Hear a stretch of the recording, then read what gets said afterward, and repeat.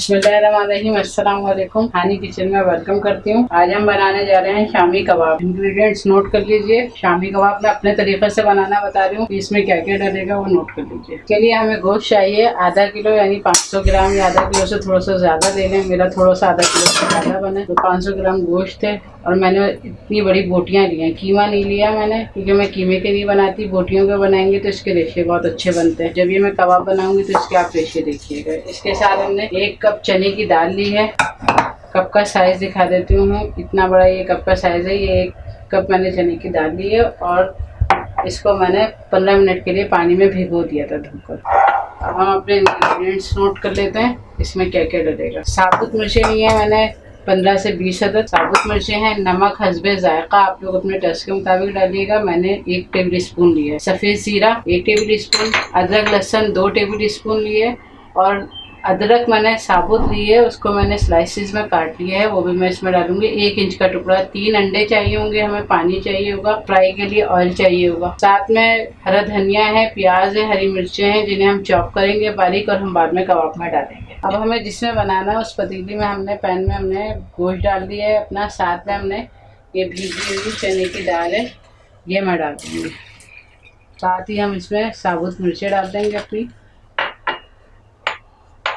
अदरक लहसुन डाल देंगे और साबुत अदरक जो हमारी है हम वो भी डाल देंगे। ज़ीरा डाल देंगे, नमक डाल देंगे और इतना पानी डालेंगे कि ये हमारा गोश्त इसी पानी में गल जाए और ये खुश्क हो जाए। ये देखें, इतना पानी डाला है कि मैंने ये गोश्त इसी पानी में गल जाए। और इस कप के मुताबिक अगर मैं पानी बताऊं तो आपको तकरीबन 2 कप बनेगा। 2 कप के मुताबिक आप पानी डाल दीजिए। अब हम इसको चढ़ा देते हैं इतनी देर तक कि गोश्त गल जाए, हमारी दाल अच्छी से गल जाए, फिर हम आपको इसका तरीका आगे का मेथड बताते हैं। ये देखें, ये हमारे कबाब बन के तैयार हो गए हैं। मतलब कबाब नहीं बने, जो मसाला हमने चढ़ाया था वो हमारा पूरा बन के तैयार हो गया। ये देखें, दाल भी अच्छे से गल गई है और गोश्त भी इस तरीके से गल गया है पूरा। तो बस अब हम इसको पीस लेते हैं। कुछ भी नहीं डालेंगे इसके अंदर, जो मसाला मैंने डाला था सिर्फ वही डाल के हम इसको ग्राइंडर कर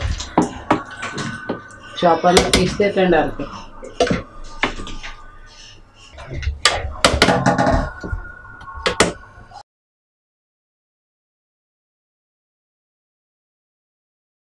ये देखें, हमने अपने कबाब का मसाला जो बनाया था वो पीस दिया और कितने अच्छे इसके रेशे बने।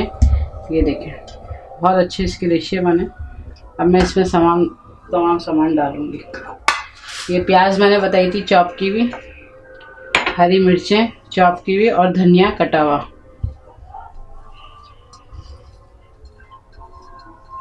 और ये गरम मसाला रह गया था जो मैं बता नहीं पाई थी, तो मैं बता रही हूँ कि गरम मसाला डालना है इस स्टेज पे आके। जब हम प्याज और ये हरा धनिया और हरी मिर्ची डालेंगे तो हम गरम मसाला डाल देंगे।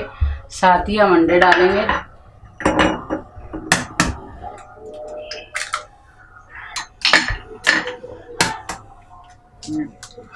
साथ ही हमने 2 अंडे डाल दिए, अगर ज़रूरत हुई तो फिर हम 1 और डालेंगे।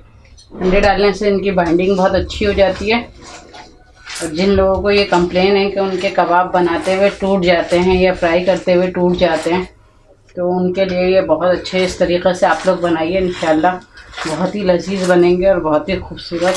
देखने में जितने खूबसूरत लगेंगे उससे ज़्यादा कहीं खाने में आपको खूबसूरत लगेंगे। ये देखें, मैंने मिला लिया इसको। अब मुझे ऐसा लग रहा है कि इसमें 1 अंडा और डालेगा। तो ये देखें कि ये पूरे हमारे 3 अंडे चले गए इसके अंदर। और अब हम इसकी बाइंडिंग करेंगे अच्छे तरीके से और इनके कबाब बनाएंगे। ये देखें, हमने इस साइज़ में कबाब तैयार करने हैं सारे। आप लोगों के अपने ऊपर डिपेंड करता है कि कोई बड़े बनाता है, कोई छोटे बनाता है। तो मैं इतने बड़े साइज़ के बना रही हूँ। ये देखें, इसमें जो मैंने अदरक डाली है उसका फ्लेवर बहुत ज़्यादा मज़े का आता है, बहुत टेस्टी आता है कबाब में उसका। तो आप लोग ज़रूर डालिएगा। और देखिए, चलिए हम देखेंगे, तेल हमारा अच्छे से गर्म हो गया है। फ्लेम हमारी दरमियानी आंच पे रखेंगे, ना बहुत ज़्यादा हम लो रखेंगे। और ये मैं बगैर अंडे के आपको तल के बताऊँगी। ये देखिए,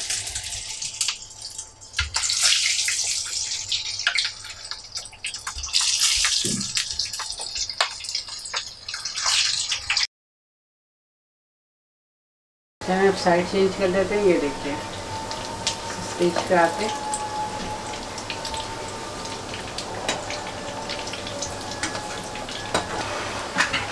ये देखिए मैंने साइड चेंज कर ली है और कितना खूबसूरत कलर आया है।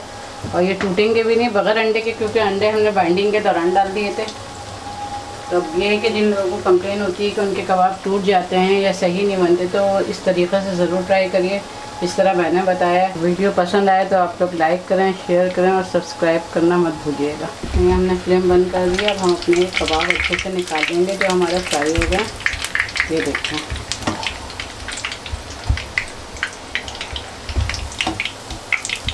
ये देखें हमारे कबाब बनकर तैयार हो गए हैं। इस रेसिपी को ज़रूर ट्राई करिएगा और मुझे बताइएगा कि आप लोगों को कैसे लगे।